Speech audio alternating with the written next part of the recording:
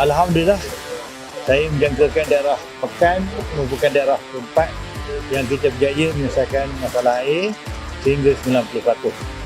Daerah lain iaitu di Raub, Bentong dan Kemerahan Highland telah berselesai, dan daerah yang berikutnya ialah Pekan.